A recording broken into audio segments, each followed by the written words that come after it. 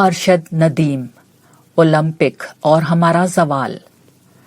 پاکستان کے ارشد ندیم نے Tokyo Olympic میں ایک تاریخ رقم کی ہے۔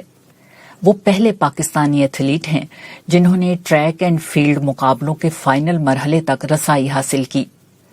وہ اس مرحلے میں 5ویں نمبر پر آئے اور کوئی تمغہ نہ حاصل کر سکے، لیکن اس کے باوجود ارشد ندیم اپنی ذات میں تحسین کے مستحق ہیں کہ اولمپک کے اس مرحلے تک پہنچ گئے۔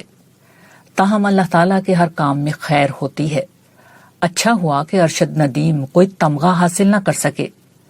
اگر وہ یہ کر لیتے تو سوشل اور الیکٹرانک میڈیا وہ جشن برپا کرتا جس میں ان کی ذاتی کامیابی کے تلے بہت سے تلخ حقائق دب جاتے جن پر غور کرنا ضروری ہے۔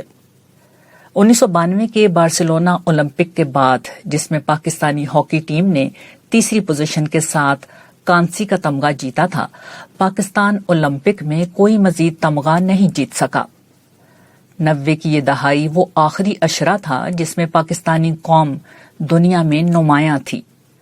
اس زمانے میں پاکستان ہاکی، کرکٹ، اسکواش اور سنوکر میں ورلڈ چیمپئن تھا۔ اس کے بعد ایسا زوال آیا کہ کرکٹ کو چھوڑ کر کھیلوں کی دنیا سے گویا پاکستان کا نام و نشان ہی مٹ گیا۔ یہ کھیلوں ہی کا نہیں، ہمارے ہر شعبہ زندگی کا حال ہو چکا ہے۔ ہماری سیاست تو خیر آغاز ہی سے زوال کے سفر پر تھی، مگر باقی سماجی شعبوں میں بہت بہتری تھی۔ رفتہ رفتہ ہر شعبہ زندگی زوال کی زد میں آ گیا۔ ہماری معیشت عرصے سے آکسیجن پر ہے۔ مذہبی فکر پہلے فرقہ واریت اور پھر انتہا پسندی اور دہشت گردی کا شکار ہو چکا ہے۔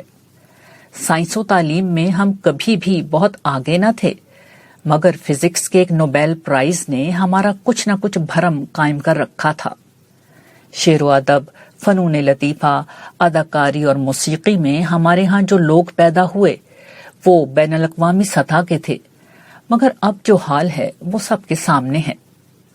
تاہم مرثیہ خوانی کے بجائے بہتر یہ ہے کہ مسئلے کے سبب اور حل پر بات کی جائے۔ ہمارے نزدیک یہ پوری صورتحال ایک بنیادی وجہ سے پیدا ہوئی ہے۔ 90 کی دہائی تک ہمارے معاشرے میں وہ لوگ نمایاں تھے جو بالواسطہ یا بلا واسطہ علی گڑھ تحریک کے زیر اثر پیدا ہوئے۔ علی گڑھ تحریک محض ایک تعلیمی تحریک نہیں بلکہ تعمیری تحریک تھی۔ اس تحریک کا بنیادی مقصد یہ تھا کہ 1857 کی جنگ آزادی کے بعد کے انتہائی مایوس کن حالات کے باوجود قوم کو ایک تعمیری سوچ دی جائے۔ اس تعمیری سوچ کے چند بنیادی اجزاء تھے۔ ایک یہ کہ تعلیم کے زیور سے فرد کو آراستہ کیا جائے جو دور جدید میں کامیابی کی کنجی ہے۔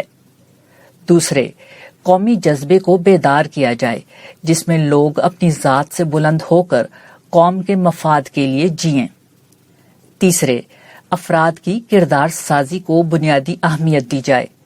اور چوتھی اور سب سے زیادہ اہم بات یہ تھی کہ دوسروں کو اپنے برے حالات کا ذمہ دار ٹھہرانے کے بجائے اپنی ذات، اپنے ماحول اور اجتماعی طور پر جو تعمیری کام ممکن ہو اس پر توجہ کی جائے۔ یہی وہ تعمیری سوچ تھی جس نے وہ افراد ملت پیدا کیے جنہوں نے 1857 کے ہنگامے میں برباد ہو جانے والی قوم کو زندگی کی امنگ دی۔ یہی وہ سوچ تھی جس سے آراستہ لوگ 20ویں صدی کے آغاز پر ملت کے افق پر نمایاں ہونا شروع ہوئے اور 20ویں صدی کے آخر تک موجود رہے۔ ان لوگوں کی وجہ سے ہمارا سماج تمام تر خرابیوں کے باوجود ایک زندہ سماج رہا۔ بدقسمتی سے 70 کی دہائی کے اختتام سے امت کے افق پر ایک دوسری سوچ کا غلبہ ہوا۔ یہ سوچ زبردست اور جوشیلے نعروں سے آراستہ تھی، مگر عملی اعتبار سے یہ ایک غیر تعمیری سوچ تھی۔ اس سوچ کے تحت اعلیٰ کردار کے بجائے کسی فرد کے حلیے کو نیکی کا معیار سمجھا جاتا تھا۔ اعلیٰ اخلاقی رویے کے بجائے ظاہری دینداری معیار تقویٰ تھی۔ اپنی ذات، قریبی حلقے اور قومی سطح پر تعمیری کام کے بجائے دوسروں کی نفرت اور ان کے خلاف احتجاج کرنے کا اصل کام تھا۔ ممکن کی جستجو کے بجائے ناممکن اور خیالی اہداف اصل مطلوب تھے۔ قوم کی تعمیر کرنے کے بجائے قوم کی بربادی کو گلیمرائز کرنا مصنفین اور مقررین کا اصل کام تھا۔ سانحہ یہ ہے کہ یہ پوری سوچ اسلام کے نام پر برپا ہوئی اور اسلام کے اصل پیغام یعنی ایمان و اخلاق کو اس میں فراموش کر دیا گیا۔ حالانکہ ایمان و اخلاق کے بغیر کوئی فکر کبھی حقیقی دینی فکر نہیں بن سکتا۔